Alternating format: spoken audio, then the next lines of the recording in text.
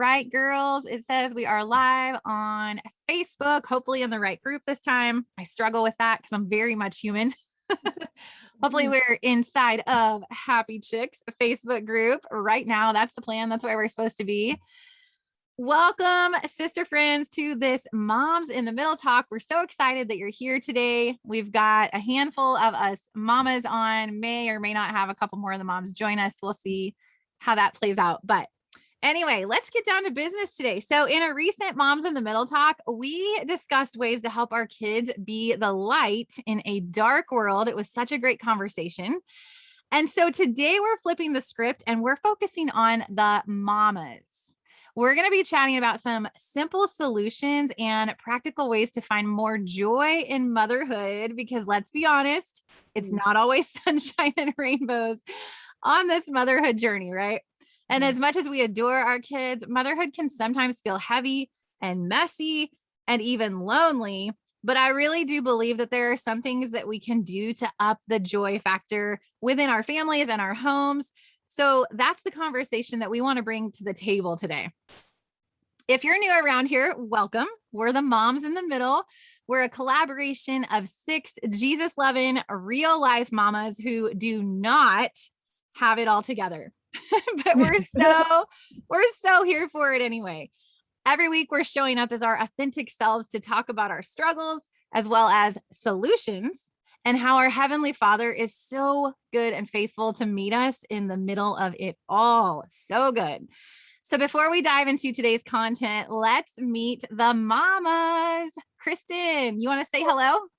Sure. Hello. I am Kristen Chadwick, and I am the host of Holistic Hearts podcast.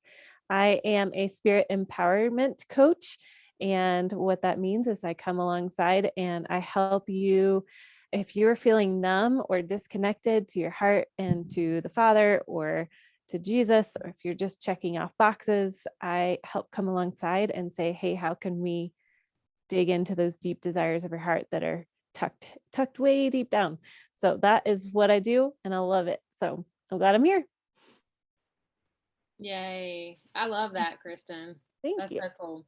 So yeah, I'm Michelle Porterfield, host of the Set Free Sisterhood podcast, which I have to say hit 10,000 downloads today. So I'm going to choose to celebrate. Woohoo!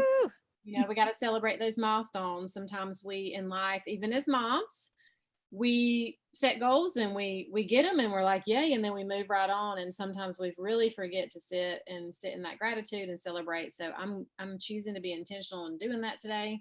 And I really help women ditch the wine witch and get control back and thrive alcohol free, because it's the best, most amazing life. Life is 50-50, and it will be if you're drinking. It will be if you're not drinking. But I'm telling you, when you are clear and you're focusing on what God has for your calling, you can really have that foundation. So I love helping women walk through that journey. So thanks for letting me be here. We love this stuff.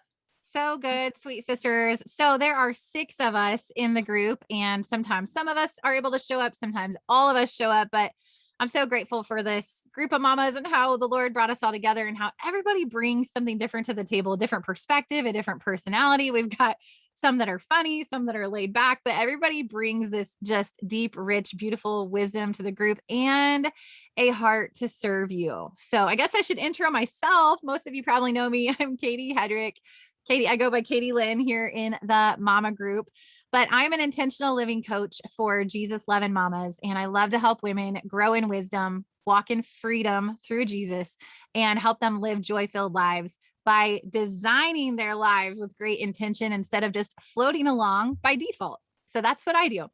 So let's dive on into what we have to talk about today. I'm really excited. Actually, this is funny. I'm selfishly excited to hear about the struggles that you girls are going through as moms. So let's dive on in. What is currently sucking the joy out of motherhood for you? What's making you feel like a less than mom right now? Let's share about the messy middle that we're in right now.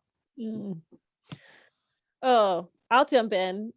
I think for me, what's sucking the joy out of motherhood has to be the schedule I'm so tired of talking about the schedule, that yeah, that about sucks the life out of me. Just even last night, my husband and I typically have a walking date while our kids are at soccer.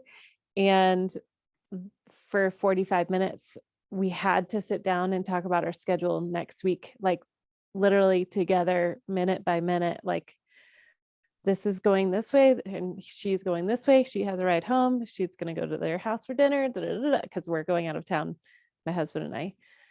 But we have come to this place of, I think the awareness of like, this can't be all of our conversation. And so when we get too far into the nitty gritty of schedule and structure and plan without actually having a conversation about real heart things, that's when I feel my tank going real low. And that's what when I was thinking about this question, was if my tank is low, my joy is low personally, it totally bleeds out into every aspect. Like I'm not fully present with my kids. I'm just here to drive the car. I'm just here to make the dinner. I'm not engaging, because at some point in the day, I've disconnected to myself and I'm just walking through the motions, like, and that is such a red flag for me, as far as when I feel that joy kind of being sucked right out. Yeah. I think that's really relatable. Let's go just a little deeper into that. What specifically is it about the schedule? Is it the busyness, the craziness, the fact that you don't have time for yourself with your husband, that you're pulled in every direction? Like, what's the most specific part of the scheduling thing that's sucking out your joy? That's a great question. I think because in my deepest desires, I love adventure. And when we're tied down to a schedule and we're, like we have to do it this way, I feel like there's a part of me that gets thrown away of like, nope, I can't just spur of the moment be like, hey, kids, let's go on a bike ride. Or, make dinner with my husband while our kids just play, or, and I think that's really at the root of it, is it takes a piece of who I am and created to be. It feels like that is disconnected of kind of a free spirit. And yeah, so You definitely have an awesome awareness around that. You know, it's so wild. This is one of the number one things when we do mom coaching. This is probably like the number one thing that people are like, mamas are like, I'm totally overwhelmed and stressed out with my schedule and there's no time for anything. mm, So let's dump all the problems out on the table first, then we'll move to solutions. So Michelle, what are you struggling with right now in motherhood? Yeah, I love that we can really just be honest and open and pour it out. Because I don't know about you ladies, but a lot of times as a coach and as someone that does help people find solutions, sometimes I try to guard my real stuff, right? And I'm like, well, I don't want to really say this is an issue because I know that I have a solution for the issue and I know it's my mindset. So I just want to put that out there because that's the struggle sometimes. But the reason why we are here, or part of the reason why we are here as the women that we are, is so that we can be relatable and not seem like we have it all together. So I just want to say that. I was listening to you, Kristen, and I was like, for me, there's this piece of me that I love a schedule. Like I thrive off of programming. But on my other side of that is my biggest struggle of what's sucking the joy is the loop, the same old, same old. And then I think that also goes with the adventure. Like, it's like, good grief, here we go. Same in, day out, same routine, even though the schedule's a little different and they have activities. But then part of it too is like, really, do I have to tell you again to do your chores? You have a list on your door, go look at it. Oh, I forgot. Was it my turn to do that? Or, those things, those just repetitive things, those are mama joy sucking. And yeah. then for me, most recently, because of my own personal schedule, I am, I'm working from home a little more, so I see more, but yet I'm not here to clean up after everyone. I will say I do not enjoy cooking. I just do it because it's required sometimes. I do have a solution for that for y'all that I have figured out. We'll talk about that in a minute. But it's the mess. Like, I walk into my daughter's bathroom and it's just messy. Preach. And then there's that Oh my gosh. gosh, just crap everywhere and like stuff on the floor. And when's the last time she's cleaned her toilet? And like, but then there's that part of me that's like, I know this is going to be gone soon and it's going to be clean and she's not going to be in there. So I refrain from nagging. So I know I don't want to do that, And then I'm like, okay, but still, how can I get her to clean up more? Right. So there you go. Okay, this is so real life. This is like my favorite part about this group is we're so real life. Like we are so in the messy middle. Like everyone's dealing with this stuff. You're not alone. We're not alone. Those of you watching, you're not alone. Everyone watching is like, yes, amen. Yes, that's my life. Those are my kids, right? Mm-hmm. So my biggest struggle right now is definitely when my kids do not act upon things that I have taught them or instilled into them. And here's like the number one example. The biggest value that I hold and that I teach to my family is honor. It's the golden rule. It's treating other people how you want to be treated. And so any time that they are not treating each other with honor, which is definitely sometimes happening, it makes me feel like a failure. It makes me, it triggers me to look backwards and think like, obviously I didn't do that right. I'm not doing this or that right. I didn't teach them that the right way or well enough, or else they wouldn't be arguing and dishonoring each other. And so it's like, it triggers me to look back and like be really aware and overly critical of my own shortcomings and probably not even truthful with myself, because honestly, like in all honesty, the truth is I'm a good mom and you're a good mom. And those of you watching, you're great moms. You're great moms. But so often we're like battling the mom guilt, feeling like, like a less than mom, like we're screwing our kids up. Like obviously our kids are not going to grow up to be, productive, successful adults because we're screwing them up, right? Because we're like, that's what we're thinking in our heads, which is not the truth, which I know that we've got to be reminding, and renewing our minds with the truth. But for me, that's what it is. It's something triggers me, something that I've taught my kids, something that they're not following through on, something that I've worked so hard to instill in them. And then boom, this situation happens. It triggers me to look backwards, blow my shortcomings out of proportion, and feel like a total failure as a mom. So do you girls relate to that at all? Totally. Mm-hmm. Seriously. Yes. I feel like for me, it's extra heavy because my situation growing up with my parents being divorced when I was 5 years old, it was me and my brother. So I was 5, my brother was 8. When that happened, we became best friends, super close. We became each other's allies. We became each other's ride or die. Like we still are to this day. Like we became each other's everything. And I could not count on one hand the number of times that my brother and I fought or argued. We were just basically trying to survive and do it together. Right. As we kind of went through all this and one parent's house to the other and all this stuff. And so I'm always like comparing the way that my kids are arguing to the way that my brother and I did not argue. And I'm like, clearly I'm failing. Clearly I'm failing. Yeah. I resonate with that. I'm in the way of like, even just this week, I had to call my mom because I was like, how do I get my kids to stop comparing themselves to each other? And like feeling like a failure in the fact that I haven't expressed enough affirmation into each of my kids and their own identity. Like that's even a joy sucker right there. Cause you're like, oh man, like, don't you see what I've already said?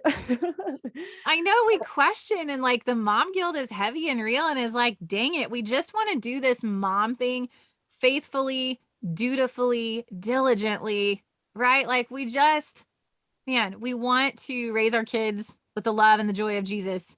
And it's like, sometimes I feel like we almost expect like that and almost like perfection out of our kids.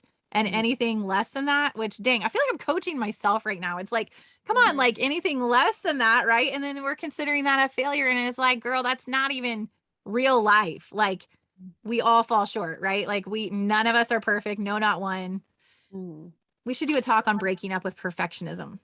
Ooh. Yeah, for sure. I do want to, I want to speak up because I know I'm not the only mom out here listening to this and going, I don't really struggle with mom guilt like that. It's just not a thing for me. Now I have moments of different things, but like when I see that happening, I'm really just annoyed.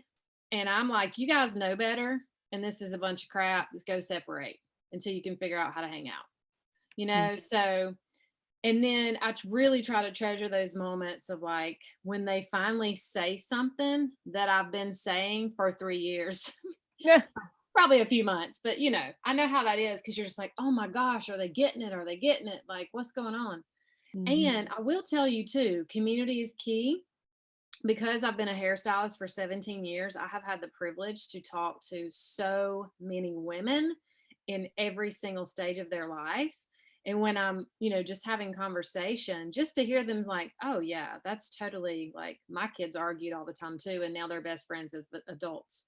Oh, of course your two youngest argue. They're 9 months apart. And then he showed up out of the blue. Like, and so they're like twins. And, you know, I think that's what's helped me even over what, you know, a lot of times our husbands may not get it as much or they don't understand. They come from a different perspective. But like for me, the key too is like the more I know that we are struggling in the same sense, that just gives me even more peace. So yes, I have moments of frustration of like, how am I not getting through to them and things like that. And then part of me like, I know, they know. And so I just let them hash it out sometimes. And then eventually they come back around and apologize. So it depends on the ages too. Girl, you just dropped a massive solution. As we transition into that, you're like, yes, you like went there with like flying colors. You're spot on. Community. As moms, as we're in the trenches, which is what the moms in the middle talks are all about, is community and just knowing that we're not in this thing alone. Like just hearing that other moms are struggling with the things that we're struggling with, that fills my bucket. I mean, honestly, it just with all truth and honesty, just knowing I'm not the only one walking through this and we're all in it together and we're all doing our best together, that fills my bucket. That community is a solution, right? And another thing for me, I feel like I'm sure you girls relate as coaches. Do you ever feel like the Lord speaks through you to speak to you? Yes. All the time. Yes and amen. I'm always talking about how our rear view mirror is smaller than our front windshield. Because if we're driving the car and we're staring in the rear view mirror, we're going to crash the car. We are called to fix our eyes forward on the road, the path the Lord has set ahead of us, right? Instead of looking backwards. So like when I'm triggered and I start looking backwards with 20/20 vision or skewed vision saying, yep, I failed. Yep, I sucked. Like, obviously I did it wrong. It's like, girl, your front windshield is so much bigger than your rear view mirror. And God, like over and over again, he's like, you keep saying that on the podcast. Like, why aren't you implementing that in your own life? Yeah. So good. Let's talk about solutions on scheduling. This is such a big one for moms. Such a big one for moms. Michelle, what are your thoughts on this? You are so wisdom filled. I feel like you have some great coaching questions around this or some wisdom to share here. Well, I think the biggest thing with the solutions is, you want me to talk about my food solution? I was talking about scheduling, but yeah, actually, before we forget, do that. Talk about the food and then we'll go to the crazy schedules. Yeah, for sure. Cause I really felt like that was one of the big things that was really sucking the joy out, especially after being home for so long during the shutdown. And like food was just like, for some reason needed to be prepared all day and the kitchen was just constantly turning. And I just was like, ah, man, this just gets old. I don't enjoy this. And, so my daughter is almost 12. I have an older one too, but she's super busy with her things. And she had started getting into baking and then cooking and things like that. So basically this didn't just happen overnight. I just really discovered like that she enjoyed that. And like when I say she wants to do it, she's like, no, get out of the kitchen. I don't want help. You have to give her enough time. So I was like, how can we make this simple? So I started ordering the Hello Fresh meals, and we do 2 to 3 a week. So the cool thing is you can choose your menu. Everything comes all in a kit, and there's a big recipe card. And so I just say, here you go. And she cooks it. And I give her $10 a meal towards her allowance. That's Win-win. amazing. That is so Oh my good. gosh. Simple solution. Sign me up. Cool. For real. So it helps because she enjoys it. She's getting paid. I can schedule around that because I'm usually on calls or other things happening. And so I know which night she's cooking, and then we can just fill in the other nights. So That is such a practical way to set up your daughter and your family for success. yeah. That is amazing. Huh. Genius. My brain is going now. Like, oh, my son could do that. You know, I was even thinking as you were saying that, which the HelloFresh idea is awesome, but just a practical solution here, us investing the time in our kids and helping teach them to cook, if that's an interest for them, and nurturing their interest and implementing that into how that can help the family as a whole. Yeah, That's a practical solution. Yeah, I love absolutely. And they can start helping at even at a young age. I mean, little bitty ones can help pull the socks out of the clean laundry, right? They can pull all the socks out. They can lay, I mean, at a very young age, we can begin equipping our kids to help pitch in and help out the family and work in their strengths and nurture their interest and use that in a way that helps the family as a whole. That's so good. Mhm. Yeah, and I think if we can really tell ourselves and realize that we don't have to do it all at once, and that yes, a lot of times, especially my personality, it's like, oh, I just rather do it myself. It's faster. So to really realize that, you know, if I take the time to show them, then I can release it and allow them to take that over. But to just be intentional and not feel like, you know, you're listening to this, you're like, hot dog, next week I'm going to have him cooking and her doing this. And just, you know, I suggest taking it one thing at a time and just see how it goes. Yeah, it's a process for sure. This whole motherhood thing is a journey. It's a growth journey. And we're all living and learning as we go, right? Yep. Let's transition into talking about the schedule. I'm like so interested in this because this is such a thing for so many moms. I know the overwhelm, the feeling like the schedule is jam-packed, feeling like they don't have time for themselves or their marriage or whatever else. Kristen, is there anything that you have been doing or what have you been doing that's working or worked so far to help alleviate some of that problem? Have you made any progress on that problem in any way, and how have you done so? Yeah, I think the biggest thing for me has been to learn to delegate. I think for so long, I carried most of the weight of home life. And especially now as a multi-entrepreneur, I have just as much a job as my husband. So the coming together, and thankfully my husband is very on board with helping and just being able to communicate, like, what can you do? What can I do? What's realistic? What's something that we need to delegate and find carpool? That was one thing in my own work with my own coach. She was like, hey, there's nothing wrong with asking for help. And for me, I had to get over that. But I feel so bad. And for me to hear her validate, saying there's somebody waiting to help somebody, and it actually blesses them knowing that they can help in a tangible way. And so that little mindset shift had to happen for me to be like, okay, if I ask for help, then it's actually not as heavy as I think it would be for somebody else, and that they have total right to say, no, I can't. So I say delegate is probably the number one, and communication with my husband, with my kids, especially my teen. Like last night, it was a conversation of, hey, I need you to figure out how you're getting home from football. She's a team manager for the football. team. So I need you to figure out how to get home from football team management Wednesday, Thursday, Friday, because we're not going to be here. And you know your schedule more than I know your schedule right now. And so I think those just little things of like, you're old enough to figure this out. I don't have to be totally in charge. I just need to be aware of what's happening, and allowing even my youngest, the twins that are 10, like, hey, I don't have to walk them home every day from school. Like that is a gift that if I get to go do that, but if I have some stuff I need to tie up for work to actually be done with work for the day, it's okay if I let them come home for 15 minutes by themselves, and they probably are not going to walk with me anyway. At this point, I'm usually like the hi, and then they would just walk right by and like, here, mom, hold my instrument. So yeah. Those are awesome solutions. So I was thinking when you were talking about delegating, which is totally music to my ears. Like, I love that. I love that. We talk a lot about that. I was thinking about the Proverbs 31 woman, how, first of all, she wasn't a real woman. She's a guideline for how to live our life in a honorable, effective, and biblical way, but also how she delegated. It says in Proverbs 31 that she had servants.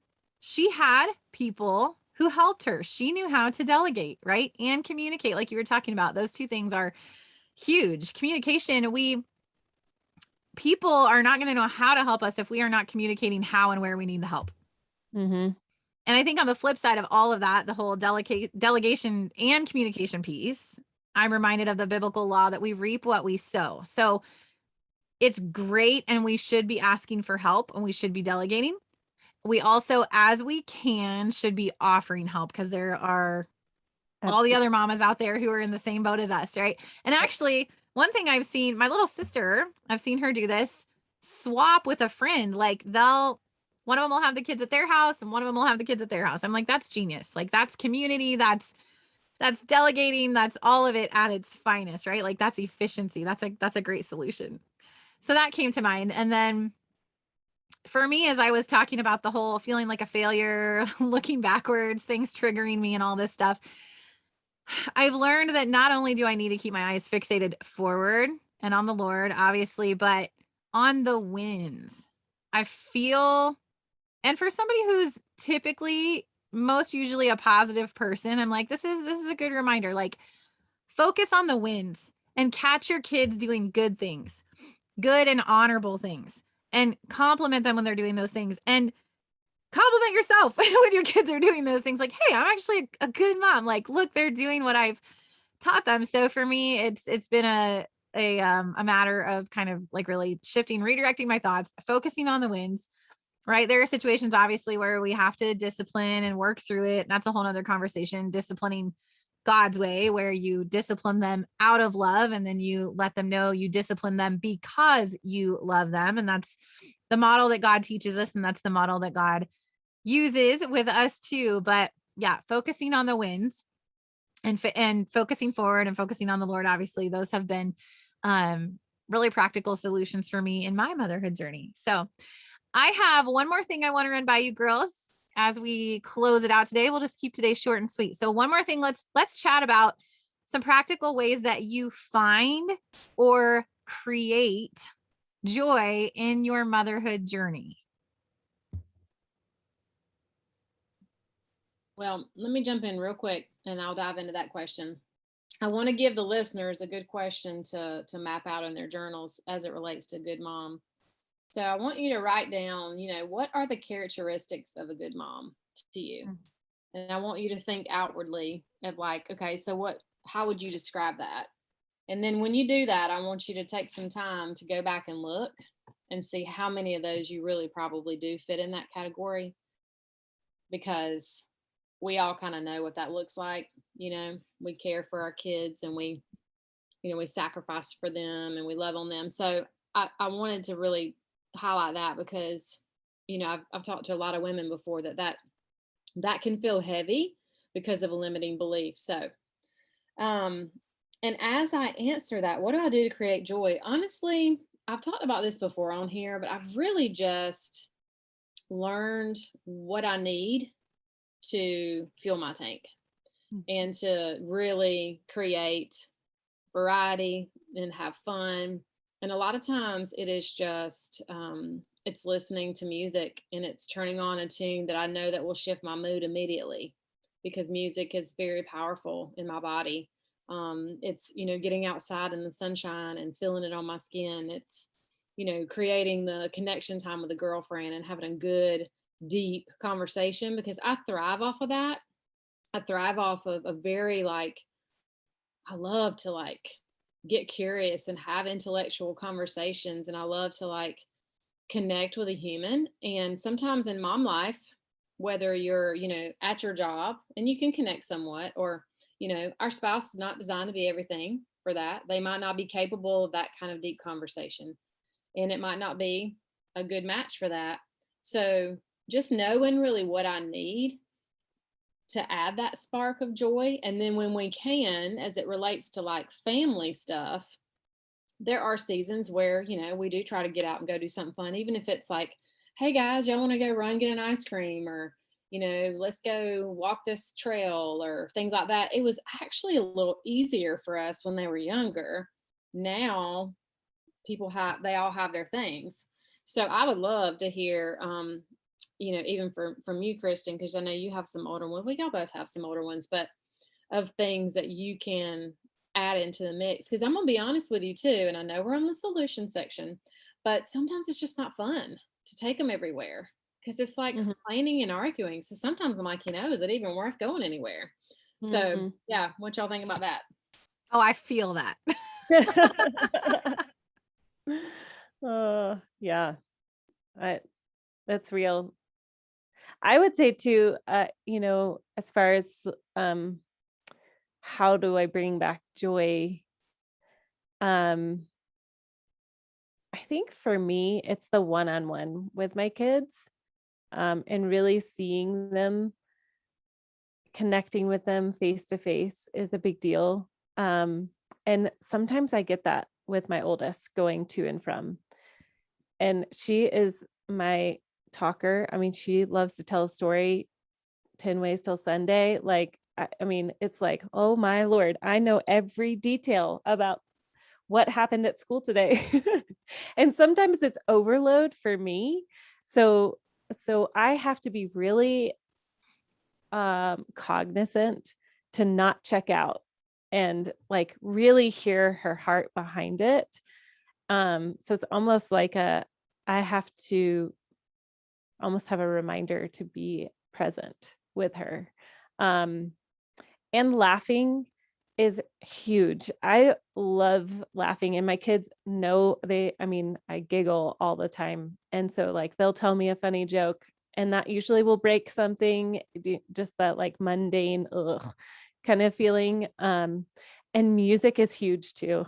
It is huge in my own heart. And I mean, once they were little and it was chaos, we would turn on worship and change the atmosphere in that way. And now it's more of they are Mom, listen to this song. And dang, that's a really good song. And then the next one will be well, I have a song to show you. And that brings me so much joy, because I've watched music be such a game changer from when they were very little to now, even as almost 15, and her, being listen to this song. And so I love that. You girls are so awesome. Those are awesome practical tips. Yeah. And the music thing, I like that you both spoke to that. We have done that too around dinner time. It seems to be at least at our house, dinner time, everybody's getting hungry. Everybody's tired. I've heard it called the witching hour before. I don't know if you girls have ever heard that term, but everybody's starting to get cranky. And we've had moments where that dishonor is happening. The kids are arguing, and I have done the same thing. I will turn on worship music. I'm let's put on our Jesus music. And it changes the atmosphere. There's something very powerful about music. So it's cool that you girls spoke to that. You guys are so full of wisdom. Oh my gosh, Michelle, you're always about awareness, and you're knowing what brings us joy is huge. Knowing what brings our children joy is huge. And then Kristen, being really intentional about that time, spending that time together and speaking to what fills our kids' bucket with joy, like that can just spark and create so much joy in the whole family, right? Like I'm all about the joy. Joy is my jam over here. So for me, I feel like, well, I'm always saying love is actually spelled Time. And so just like you were talking about, Kristen, with like the one-on-ones and intentionally spending that time together, that really sparks joy for us and makes my kids feel loved and secure, is just spending time with them. And sometimes that literally looks like nothing more than setting a 10-minute timer. And I know 10 minutes doesn't sound like a lot, but when you consider your own day and the last time that you intentionally spent any time with your kids, 10 minutes can be a really big deal that can spark a lot of joy. So it's like leaving your phone in the other room, taking 10 intentional minutes and spending that time with your kids doing whatever they want to do, or just having a conversation, right? Or playing a card game together or whatever it is. Right now, our favorite thing to do is we're kind of coming into fall. The weather's been beautiful here. We have like a big tree out in the yard with some tree swings under it. And they've been coming home from school every day. And we have been taking like 20 minutes, the 3 kids and I, and just sitting out there and rocking and swinging together. And I'm just literally just asking them about their day with my cell phone and all distractions in the house. And we're outside and I'm intentionally listening to them share their hearts. And we're just spending that Time together.